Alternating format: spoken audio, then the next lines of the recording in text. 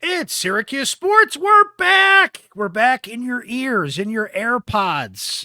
By the way, my dog ate my AirPods this week. Totally different story that you don't need to hear about, but yeah, get that Apple Care. That's all I'm saying if you have AirPods. So no matter how you take in the show, we appreciate it. Are you subscribing on Apple? Are you subscribing on Amazon? Are you subscribing on Spotify? That is amazing. Please do so. Are you watching the show on YouTube? You know what I've really been struck by the way? I've received a number of screenshots from you guys that you put this show on the big screen. So I apologize for that, putting my big mug on the big screen. But if you guys are doing that, send me some screenshots. That's pretty cool.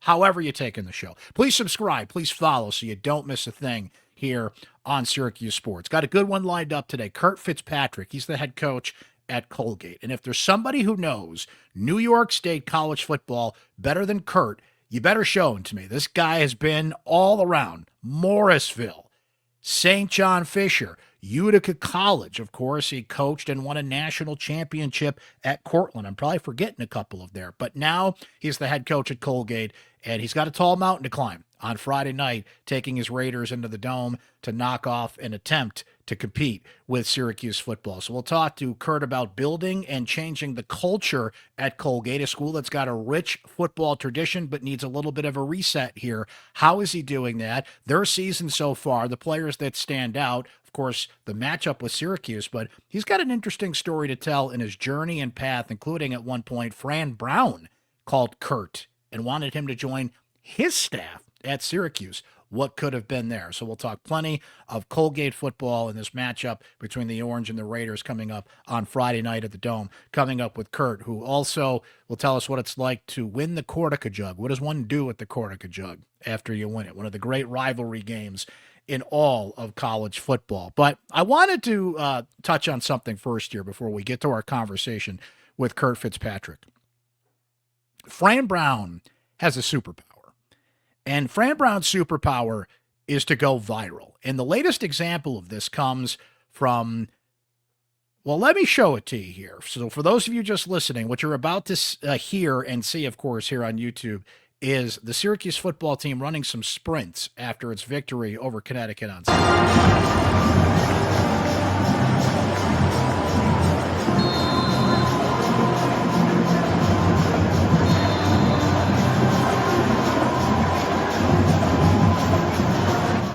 My thanks to Christian de Guzman for that video there. And of course, Syracuse had an 11-point comeback in that game. They were down 17-6 in the fourth quarter. Maybe Steve Angeli on the verge of being replaced by Ricky Collins. Now, according to Fran Brown, he was never going to replace his quarterback. He was riding out with his guy. But let's face it, Angeli was struggling up to that point and had to kind of rescue Syracuse out of a deep hole. But what Fran Brown told his team, as Dan Villari told us after the game, was that if they did not play up to the standard that he felt they should, that he was going to run them after the game. And if I've learned one thing about Fran Brown, covering him for the past couple of years, he is a man of his word. He will do what he says and says what he does. And in this case, he told his team, I'm going to run you after the game if you don't play up to my standard. Maybe they didn't think right after the game in the Dome, but that he did. Now, look, we live in a world where it is hard to get away from the camera, especially with everybody having a camera right there on their phone, right? So anything you do with an entire football team in range of cameras in the public is calculated, right? So Fran had to know that this moment would be captured and shared with everybody. He's not naive to the fact that his team running sprints in the Dome, a unique thing that I've never seen after a game, wasn't going to be shared. But it's interesting how this became the story. But we are in a viral environment in the media, right? An 11-point comeback, as interesting as that is, well, what's more interesting is this, because it's different. It stands out, and it's perfect for the TikTok era we live in today. It's perfect to share on social media, on Instagram, and boy, did that story blow up. On a college football Saturday, even a couple of days later, Pat McAfee is talking about it on his show. John Gruden talking about it on a Barstool Sports show with Dave Portnoy. Also, Fox Sports analyst Greg Olson. And by the way, those gentlemen all very critical of Fran Brown doing that. Darius Butler was on the Pat McAfee show. Now, UConn alum, So he was certainly upset, but they, I believe, called it bull bleep what Fran Brown was doing. And there were some people that weren't happy with him running sprints. I heard from a couple of former Syracuse football players who texted me and say, no, I would be embarrassed if my coach did that to me. So we could debate whether or not he should have run sprints and the point of running sprints. But here's the thing with Fran, and this is his superpower. He knows how to get people talking about Syracuse football. Again, an 11-point comeback, that's a point of conversation. That's not easy to do. And then, the Buffalo Bills said, hold my beer, and had a 16-point comeback on Sunday Night Football against the Ravens. But see, in this day and age, that's not enough. You got to get in front of that camera. If it's you, yourself, in a setting like this with a microphone in front of you in a press setting, or do something within range of the camera to get people talking. That's different. Fran Brown has done this since the moment he has walked in the door. Think of the number of viral moments that he has had. Winners get washed, notably, right? Syracuse certainly helped that cause with a 10-win season, pulling off some upsets. But Fran just knows how to get people talking about his program. And guess who sees those viral moments on TikTok, on Instagram, on social media? Forget what Pat McAfee says. Forget what John Gruden says. As a Syracuse football fan, what did you think about Fran Brown holding his team accountable by making them run on the field after the game? And again, you know who sees that stuff? Recruits. Recruits that want to be coached. Contrary to the thought that the younger generation does not want to be coached, is soft, and all these ridiculous notions that are out there about the younger generation. How many of them saw that and said, I want a coach like that? That's going to hold me accountable. It's right there in DART, detailed, accountable, relentless, and tough. You got to stand out these days. The football is not enough. Completing an 11-point comeback is not enough. Beating Miami last year at the end of the season, whatever Syracuse does against Clemson and Miami and Notre Dame and some of those tough games upcoming, it's not enough. You got to have the splashy headline, and you got to figure out a way to go viral. And while I don't think that was Fran's intention by making his team run sprints afterwards, a little public shaming in a way and letting his team know, I'm going to hold you accountable if you do not live up to my standard right there in DART. Can't hurt. And the old expression, any PR is good PR. What were people talking about on Monday? On a football Monday after an incredible NFL football weekend, they were talking about Syracuse football, running sprints on the field. So that is a superpower that Fran has. And it's just something, a little extra edge you have to have in the sports world these days. How do I stand out in a world of social media that is flooded with content? It's all part of the game. We are thrilled on this show to receive and highlight some of your original music, and we are happy to do it. I've gotten some new submissions from people.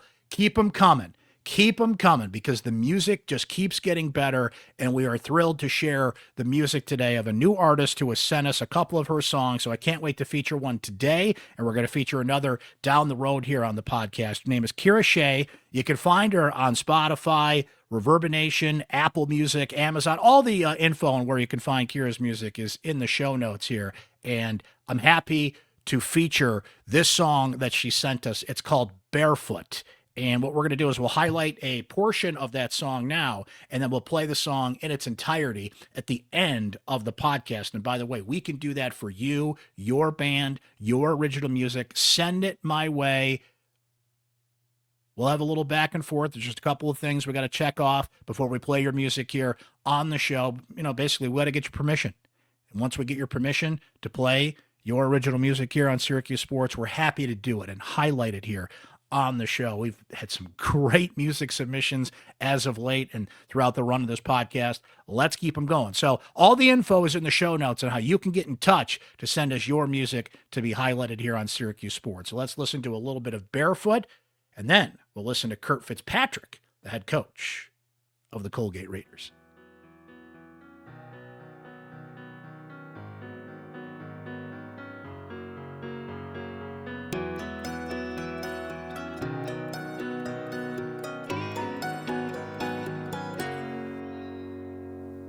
Dripping all over my feet in your bedroom while you teach me how to dance.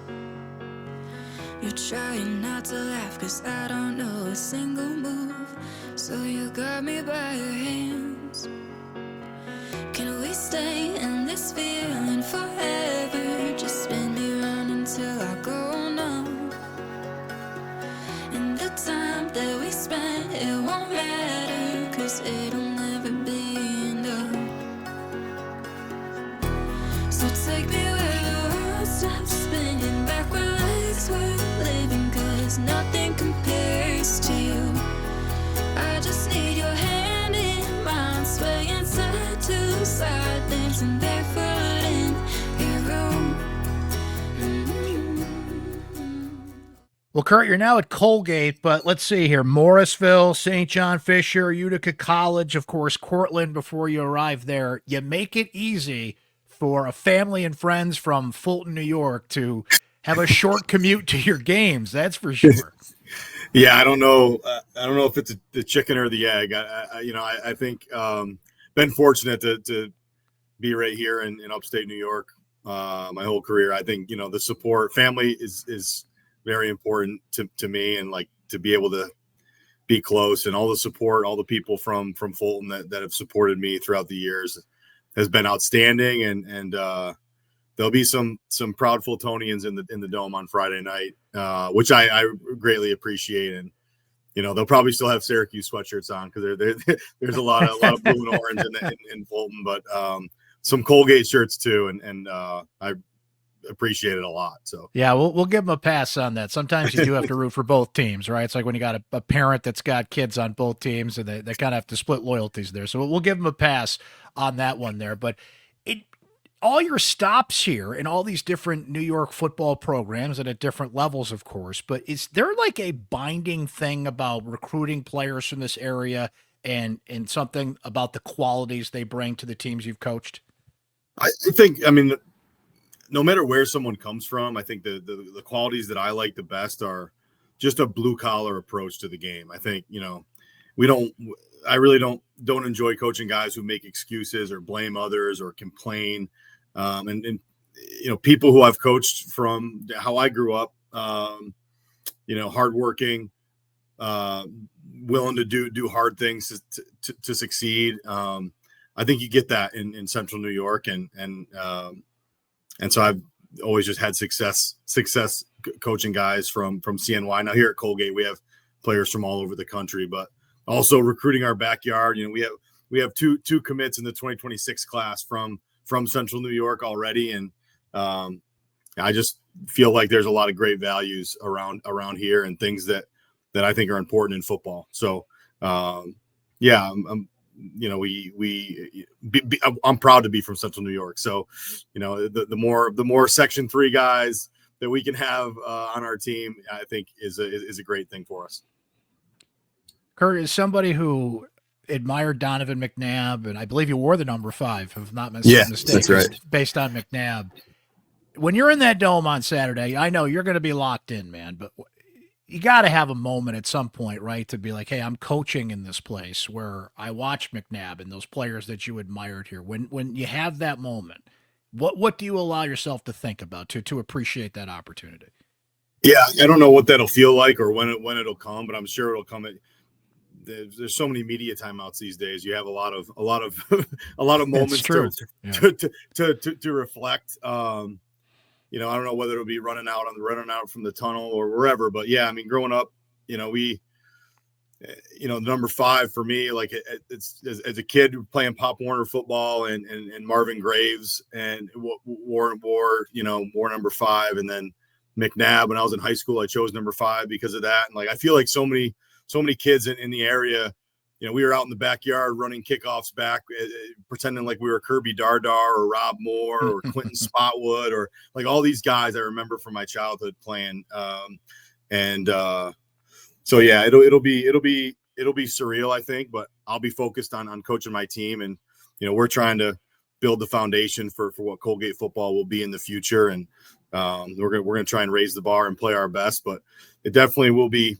There'll be some moments where I'll think, hey, this is pretty cool. A kid who, grew up dreaming about playing at Syracuse, and I was nowhere near talented enough to do that, but to be able to compete against them and coach in the dome against Coach Fran and his team will be a dream come true for me, and I'm excited for it. Yeah, speaking of Coach Fran, we'll certainly get to the matchup coming up here, Curt, and what you think about this the matchup with Syracuse. But Coach Fran let us know yesterday that he gave you a call and was thinking about, hey, I want you on my staff. Then another opportunity came up, and you took that, and that's where you are now. But what was that conversation like with Coach Fran, and what opportunity was there for you? Yeah, no, I was flattered, honestly. Coach Fran, he's such a down-to-earth person. That's what I've always liked. When he was hired, I remember we had just won the national championship at Cortland, and he had gotten hired and reached out, and I was blown away that he even knew where Cortland was, but he's so connected like that. He's so down to earth. And so we had, brief conversations about joining the staff, and then the Colgate opportunity came up. I love being a head football coach, and so this was the right opportunity, I feel like, for me. But it was intriguing, and flattering. Just I think Coach Fran's one of the best coaches in the country. What he's done in his short time at Syracuse is incredible, and he doesn't take a backseat to anybody, and in recruiting or in how he prepares his team or their aspirations. And I think that's very admirable. So I was thrilled to get the call from him, and then one thing leads to another, and I end up here at Colgate. But where I think his trajectory, where the Syracuse program is headed under his leadership is through the roof. And as a guy growing up in Central New York, I'm happy about that. So, Curt, you take over at Colgate there, which has a rich history, certainly, but they hired you for a reason, and you want to go there and do your thing. And, you don't snap a finger and establish a culture and everything. You're building this thing. But when you got there at Colgate, how do you balance tradition, academics, and the things that make Colgate football what it is, but also put your own mark on the program? Yeah, it's a delicate balance. I think, the reason why I wanted to be the head coach at Colgate so bad was because of the history and tradition and the toughness that Colgate has been known for over the years, and kind of the underdog mentality. Colgate's always played a hard, tough schedule. They don't shy away from playing anybody historically, and so that those are all the things that made me want to be the head coach at Colgate. I think Colgate attracts elite people. It's a blend of academics and athletics that is unique, especially in today's kind of age of college football. We have some great kids who are very smart and motivated. They dream about working on Wall Street and doing big things, but also are really good football players and are competitors. And so, it was so the blend to balance it, I think it's something that happens over time. Like you said, you can't just snap your fingers and instantly have a perfect scenario, but we have so many great players here to work with, and they were so welcoming to me and how they bought into how I coach. And, I can only coach the way that I know how, and so we're going to honor the history and tradition of Colgate and what has made being a Colgate football player special for 100 years, and blend that with our approach of, rebuilding a championship culture here. And we're on the right track to that. I think our guys, we're getting better every week, every practice. We've come a long way from spring practice back in March, April, and just looking forward to keeping it going. I think one of the biggest things when you build a culture is you have to remain input focused, and we've got to focus on being the best Colgate that we can be, and raising the bar daily and weekly with every game. And if we do that, then we'll be in good shape. Obviously, we're going to get tested Friday night. We know that, and to me, that's just another step in the process of rebuilding Colgate football. Well, you said it. You don't shy away from anything on the schedule. Certainly putting Syracuse on there in that challenge, it certainly can go either way. It's an uphill battle, but I'm sure these guys are as fired up as any to come into the Dome and have this opportunity. It's got to be a great recruiting tool for you as well that you can do that. And just the schedule you've played so far, Curt, 2 top 25 programs in 2 games that came right down to it. What are your takeaways from those first 2 games, as close as they were? Unfortunately, they didn't grab a win, but there's got to be some lessons you take out of that are positives, right? Yeah, there's positives and negative. Obviously, the negative that you lose the game. We had a had a sizable lead in our first game and just couldn't quite hang on against a very talented offensive team in Monmouth, and had Villanova. We were right down to the wire. One score games in the fourth quarter. I thought our resiliency and our resolve in that Villanova game. We fell down 14-0 early, and our kids never flinched, never blinked, and we battled right back and had the game tied at 17s in the fourth quarter. And we're 1 or 2 plays away from winning that game on the road. So yeah, I mean it's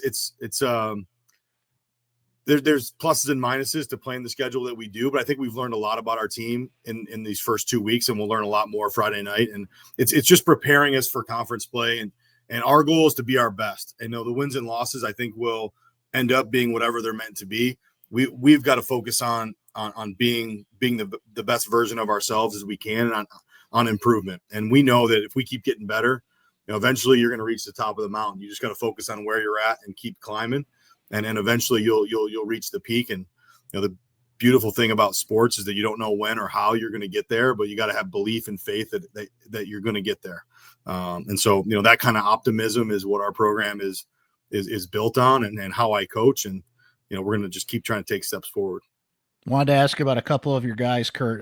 Trayvon Saunders is somebody that jumps right off the page here, nominated for the Walter Payton Award. For those out there not familiar, that's the Heisman Trophy of the FCS level. He set records. He's a 2-time All-League guy. Just pops off the page here, numbers-wise. He's had 2 great games so far here. What makes him a special player? Yeah, Trey is, the stuff you can't see on game day is just his approach daily, the way he leads. He's a 2-time captain. Unanimous selection by his teammates. He doesn't say a lot, but he does a lot. He's one of those guys that, the way he prepares and the way he plays he plays in practice every day like it's a game. And I think that translates. It makes the game slower for Trey. He's not the tallest guy in the field, but he has lateral quickness and strength and ability to see the defense. A lot of times, people attribute seeing the field to a quarterback being able to read the defense and see the field. And that's true. But the way that we play offense, our receivers have to see the field and make a lot of really good decisions on angles and sitting in open space or running away versus man-to-man. And Trey does all that extremely well. We can use him in a lot of different ways. And, he's had two great games. And he could be playing at an FBS program easily.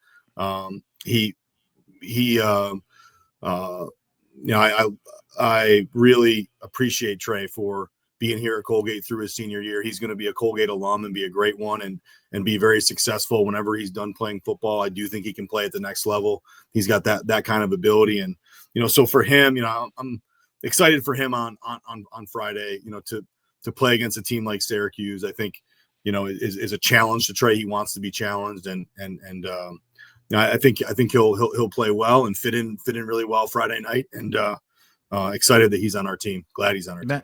You mentioned he's a lead by example guy. How would you describe your quarterback, Zach Osborne? Does he fall in that category as well? Yeah, he does. Zach, he's had some ups and downs in his career here at Colgate. He's dealt with some injuries, and you probably would have seen him as the starting quarterback here long before this year had he remained healthy. And so he's a big kid. He can run. But just a great leader and a great presence on the field. I think that's what I'm most impressed with Zach is that his teammates believe in him. And as a QB, that above all the physical attributes, I think, if you make your guys believe, that's the best quality that a quarterback can have. And that's what Ozzie does. Zach Osborne does for our team. And, he's a dual threat guy, can both run and throw, but his demeanor and the belief that his teammates have in him is really his greatest strength. Curt, I know a lot of your background comes on the offensive side of the ball. When you look on your defense, though, what is their mission statement? What's their identity? What do you want them to be?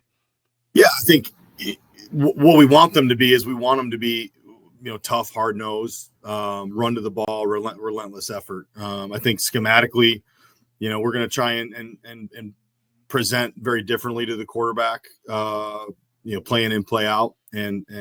But the foundation has to be that we can run to the ball and play with toughness and tackle. We're a little bit younger on defense than we are on offense. And I saw a huge jump from our defense in week 1 to week 2. I thought we played tough against Villanova. Villanova was a big physical FCS team. And, at the line of scrimmage, we played well defensively at the line of scrimmage in that game. getting in the backfield and disrupting plays. And, even falling down early, I thought the adjustments that our defensive coordinator, Trevor Warner, and our defensive staff made were outstanding, kind of settling our defense in and making some plays and really giving us a chance to win that game. So, defensively, Friday night you'll see some multiple fronts, multiple coverages, but if we're playing well, we're running to the ball, playing 11 is one and tackling at an elite level. We can tackle better than we have the first 2 weeks, especially on the perimeter, and we know we're going to have to do that to try to contain some of the talent that Syracuse has. So as you've dug in here and watched film and prepared for this matchup here, tell me about this challenge of facing Syracuse and the things you have to do to be successful, and just what making a game plan for this team is like. Yeah. It's a, obviously it's a great challenge for us. I mean, the talent that is on the roster at Syracuse is not something that we see every week. And so, I think what my message to our team and to our coaching staff, this is a short week for us too. We played Saturday night at Villanova and had to travel back and, into a short week. We want to put our players in the best chance to be successful. And to do that against a team like Syracuse is, for our players, we have to be clear-minded and be able to get every ounce of ability that we have. Cuse is talented. I mean, the quarterback is a really good player. I think he'll seems like he's going to be playing better and better football as the year goes on. They're big up front. The running backs are big physical guys. And so, we know what we're up against defensively, a talented front, some experience. Number two there in the secondary has been around a long time and seems like the quarterback of their defense on the back end when you watch the film and getting guys in the right spots. The young linebackers are very talented. So, to build a game plan, it's about setting our players up so we can play as fast as we possibly can. I don't mean with tempo, snapping the ball as fast. I mean being able to fly around without hesitation. If we play with hesitation, then that's we really don't have a chance to be successful there. So if we're gonna win any reps, if we're gonna one rep at a time, it's gonna be because we're committed. We have a clear mind and we can play without hesitation. And so, that's our aim throughout the week in practice. And I want us to play as hard as we possibly can on Friday night. And our players will do that, just as I know Syracuse will. You only get so many chances to play ball. So if you can, you get an opportunity to play a football game, you gotta put everything you got into it. Curt, last thing for me. I mean, winning a national championship at Cortland, yeah, that's pretty cool. But here's what I want to know. What do you do with the Cortica jug when you win it? Do you bring it to it's like at the Stanley Cup? Do you bring it to a local establishment, or what's it like winning one of the great rivalries in all of college sports? Yeah, that's a great question. We won 3 in 4 years. We won 3. It's I have never drank. I've never enjoyed any cocktails out of the Cortica jug. I don't know what's been in there. Just because they're probably who knows what's been in there. Yeah, exactly. I don't know what's been on the inside of that thing. There's actually 3 of them now. There's 3 because they accumulate throughout the years with the scores painted on them. But I wouldn't want to be the first one to drink out of it. I'd let someone else be the guinea pig on that one. But yeah, it's what a great rivalry though. I loved my time at Cortland and playing in that game. The passion, 10,000 fans in a stadium right on top of the field, like the passion and energy is really neat. And so, I'll be cheering for the Red Dragons every Cortica jug from now to the rest of my career, just because that game is so special. Well, shut down Fulton, New York on Friday night, because they're all going to be in the Dome watching Curt and his Colgate Raiders take on Syracuse. Really appreciate your time. Best of luck to you and everything you guys are doing there at Colgate. And I know we'll catch up down the road, but thanks for hopping on with us today, my friend. Thanks, Brent. Thanks for your coverage of Colgate football and appreciate. I've listened to you, for a long, long time. So thanks a lot. I appreciate that. Thank you so much, sir.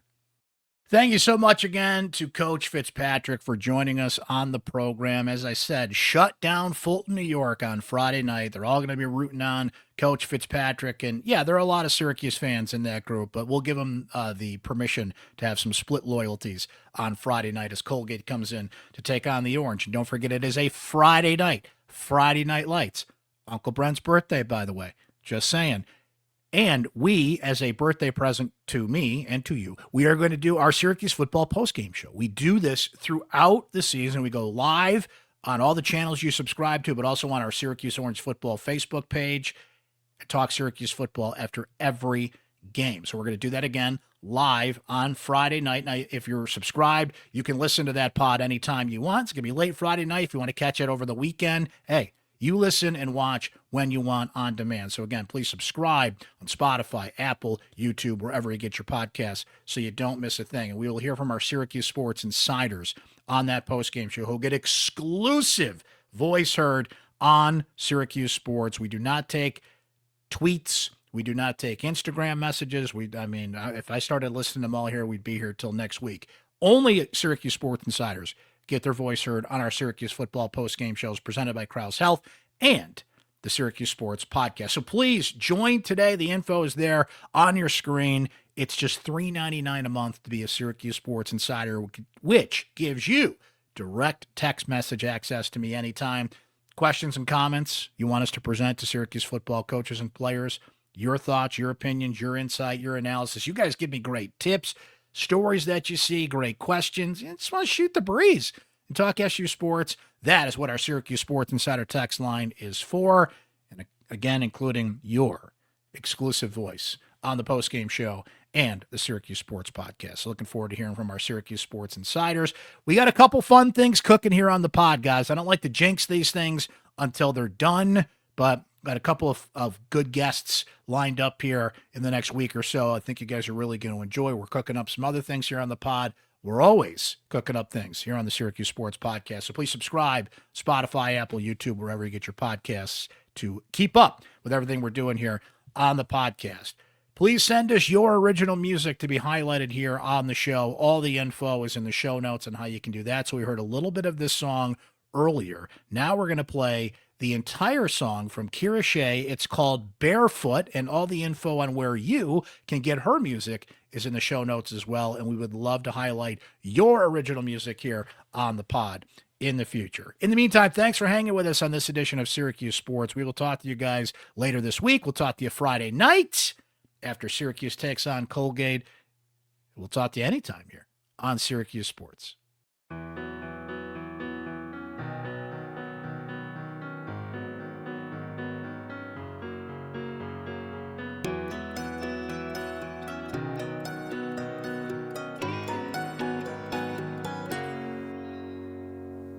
Dripping all over my feet in your bedroom while you teach me how to dance. You're trying not to laugh 'cause I don't know a single move, so you got me by your hands. Can we stay in this feeling forever? Just spin me round until I go numb. And the time that we spend, it won't matter 'cause it'll never be enough. So take me where the world stops spinning, back where life's worth living, 'cause nothing compares to you.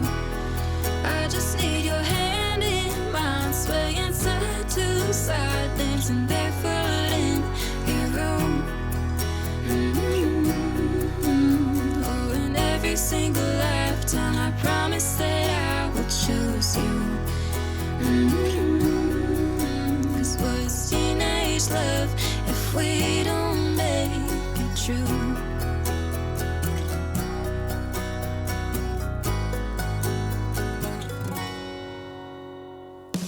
Call me crazy for thinking I will make it work. I know we're young, but if some babies were held, they're just a couple words, as good as none. Will you please promise me that it's my face you see a couple years down the line? And you know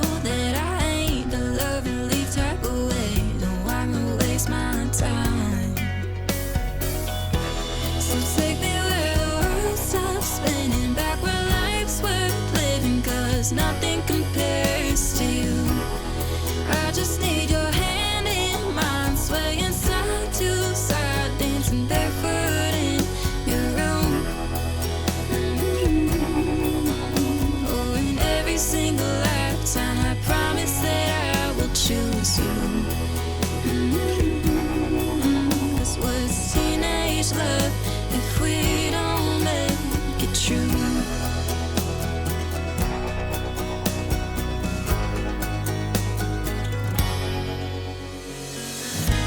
You want that big farmhouse where the picket fence on some steady ground, and I don't want it if it ain't with you. You're my life worth living, you're my point of view. So tell me, baby, am I thinking straight? 'Cause I don't want it any other way. Can you see us when we're 50, dancing like we're 16? Promise me that you'll take me where the world stops spinning, back where life's worth living, 'cause nothing compares to you. I just need your hand in mine, swaying side to side, dancing back